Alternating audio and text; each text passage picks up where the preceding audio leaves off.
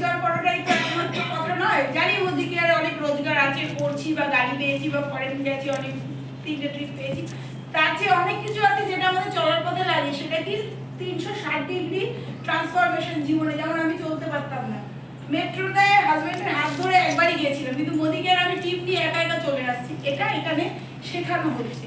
অর্থাৎ কারোর সাথে দাঁড়িয়ে কথা বলে ঠোঁট কাঁপতো, কান গরম হয়ে যেত, ধোঁয়া বেরোতো, সে কথা বলতে পারছি।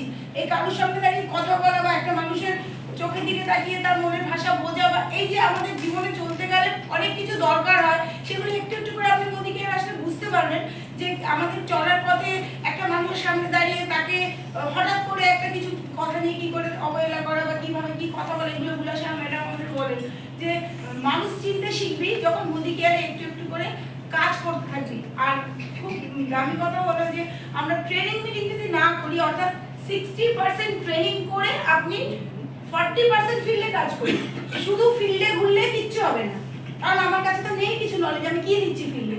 আর আমি যদি এখানে 60% করি, আমার কাছে যা প্রপার নলেজ থাকবে সেটা নিয়ে আমি যেটুকুই কাজ করবো, যেটাই করবো সেটাই লেগে যাবে। তাহলে আমাকে 60% এই মানডে মিটিং, এই ট্রেনিং মিটিং এ বেশি থাকতে হবে। অনেকে আছে না আমার মিটিং এ আসবো না, আপলাইন ডেকেছে, না না আমি তো আজকে অমুক জায়গায় মিটিং আছে, তোমার সেই জায়গায় খালি বাইরে বাইরে ঘুরে বেড়াচ্ছি, কি করছি না প্রোডাক্ট দেখাচ্ছি, কিন্তু তাকে যে তার সাথে যে আমার কথাবার্তার আদান প্রদান, তার মনের ভেতরে কি চাইছে, সে একটা মানুষ কিন্তু রোজগার করার জন্য মোদি কেয়ার করে না। এখানে 80% লোক কিন্তু রোজগারের জন্য মোদি কেয়ার করে। কি চাইছে? জীবনে অনেক স্বপ্ন রয়েছে, অনেক অনেক স্বপ্ন, যেগুলো আমাদের এই চলতি পথে এই জীবনে আমরা অনেক কিছু পাইনি, অনেক সেই সবটা মোদি কেয়ার রেখে দিয়েছে, চলতে ফিরতে কথা বলতে, নিজের স্বপ্ন পূরণের সব কিছুর জন্য। কাজেই তার জন্য কি দরকার বেশি করে? মিটিং আর ট্রেনিং। এই যে আমরা আজকে ভিড়টা হয়েছে, সবাই বাড়ির মাংস ভাত দুপুরের ঘুম সবাই ছেড়ে দিয়ে চলে এসছে, ঠিক তেমনি ভাবে দিয়ে 4টে মানডে। এবং আমাদের টিম রাজস্থান আমরা জানি, আমাদের যে প্রত্যেকের আপনাদের কাছ থেকে জানেন, আপনাদের হোম মিটিং আছে, জুম মিটিং আছে, সমস্ত ট্রেনিং মিটিং আছে জানেন।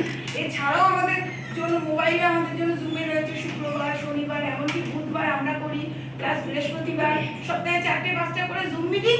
আর এদিকে হোম মিটিং আমরা 4টে সোমবার পাচ্ছি, স্যার আমাদেরকে বৃহস্পতিবার করে এক্সট্রা দিচ্ছেন, রবিবার পাচ্ছি। তাহলে এতগুলো মিটিং আমি নিজেই লজ্জিত, ওই চাকরিটা করি বলে আমি আমার মিটিং ট্রেনিংটা কম করছি, এটা আমার লজ্জা, এটা আমার বলতে আমার নিজেরই। তাহলে প্রত্যেকে এটা শুধু মনে রাখতে হবে যে আমি যদি 80% ট্রেনিং এ না আসি বা 60% ট্রেনিং মিটিং না নিই, কিচ্ছু হবে না বাইরে ফিল্ডে। এতে কি হবে জানো তো?